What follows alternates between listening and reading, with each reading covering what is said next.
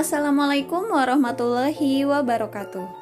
Hai sahabat Indonesia, dimanapun kalian berada, semoga dalam keadaan sehat dan tetap bersemangat pastinya untuk belajar bahasa Indonesia. Nah, pada video kali ini kita akan belajar tentang pola pengembangan teks eksposisi yang dipelajari di kelas 10 semester 1. Nah, untuk dapat membuat teks eksposisi yang baik, kita harus tahu bagaimana sih teks atau paragraf yang baik itu. Nah, menurut Hasan Alwi, paragraf atau teks yang baik setidaknya memiliki 5 ciri. Yang pertama ada kesatuan. Jadi satu paragraf ini dikendalikan oleh satu gagasan utama.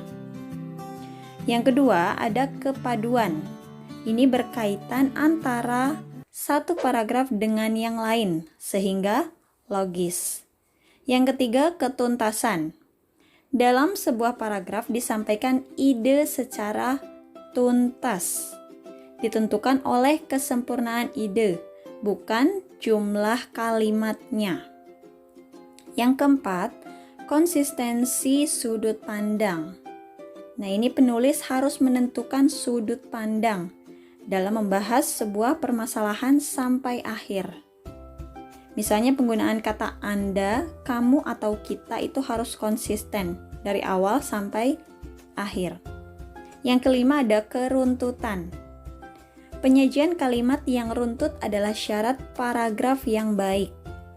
Nah, contohnya dengan menggunakan urutan waktu, tempat, sebab akibat, dan sebagainya.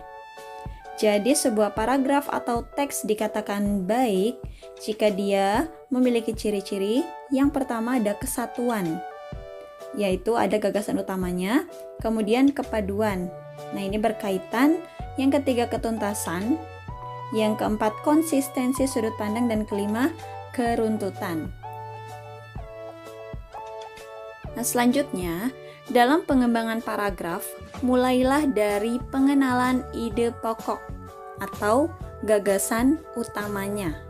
Kemudian dikembangkan dengan menambah gagasan-gagasan penjelas. Ide pokok itu merupakan inti dari sebuah paragraf. Jadi setiap paragraf ada inti yang menjadi pembicaraannya. Kemudian, gagasan penjelas itu adalah gagasan yang mendukung untuk memperjelas gagasan pokok. Jadi setiap gagasan pokok pasti diikuti oleh gagasan penjelas. Nah, berikutnya adalah pola pengembangan teks eksposisi. Yang pertama ada pola deduksi. Ini polanya adalah umum khusus. Jadi gagasan utamanya berada di awal, kemudian diikuti oleh gagasan-gagasan penjelas. Yang kedua adalah pola induksi, yaitu pola khusus umum.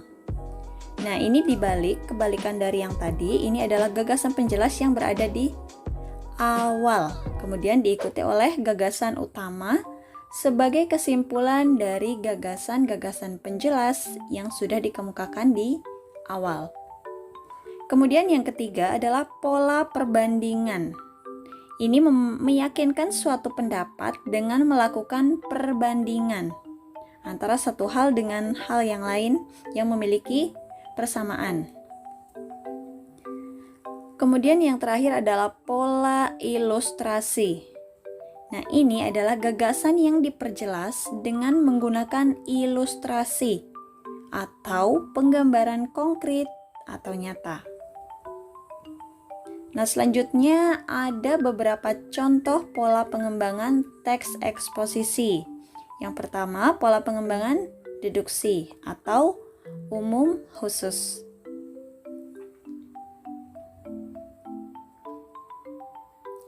Semakin hari semakin bertambah saja angka positif COVID-19. Penambahan itu terjadi di seluruh negara, termasuk Indonesia. Bahkan penambahan begitu cepat terjadi di ibu kota negara Indonesia, yaitu Jakarta. Jakarta, tempat tinggal kita, merupakan klaster terbesar dan tercepat penyebaran COVID-19. Nah, ini termasuk pola pengembangan deduksi karena ide pokoknya berada di awal, yaitu tentang penambahan angka kasus COVID-19 yang diikuti oleh gagasan-gagasan penjelasnya. Selanjutnya ada contoh pola pengembangan induksi atau khusus umum.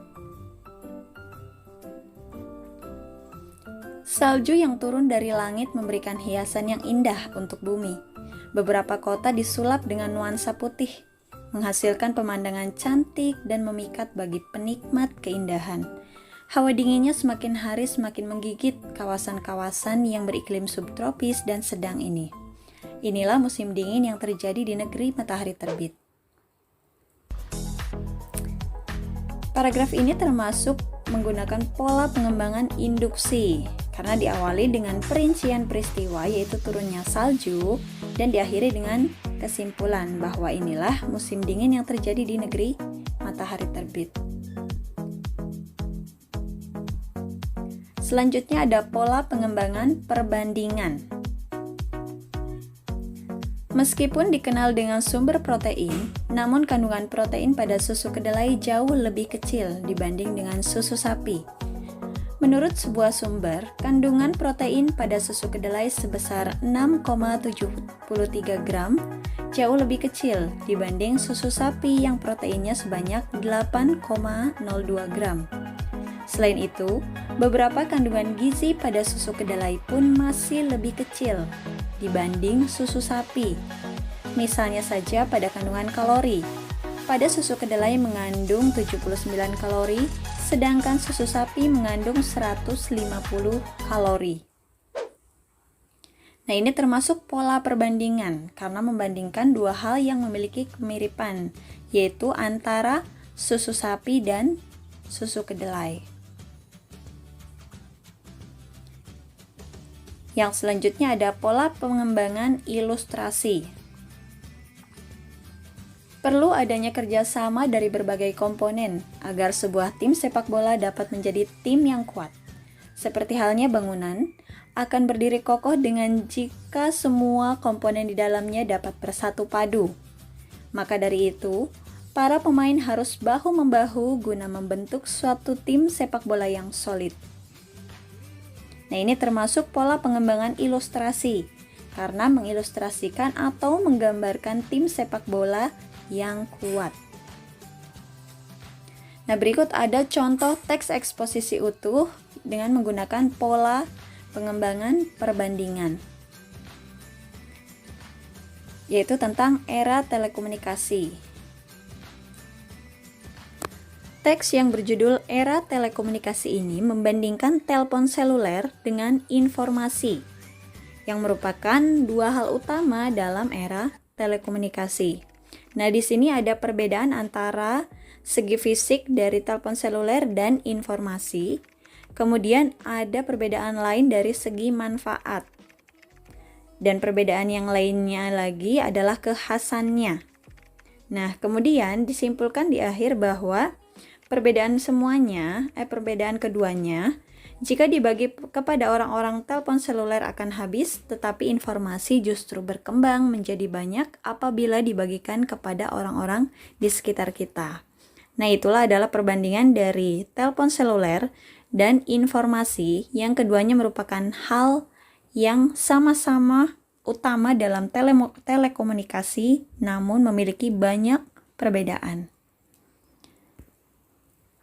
Nah, mungkin hanya itu pada materi kali ini tentang pola pengembangan teks eksposisi. Semoga bermanfaat. Saya ucapkan terima kasih. Wassalamualaikum warahmatullahi wabarakatuh.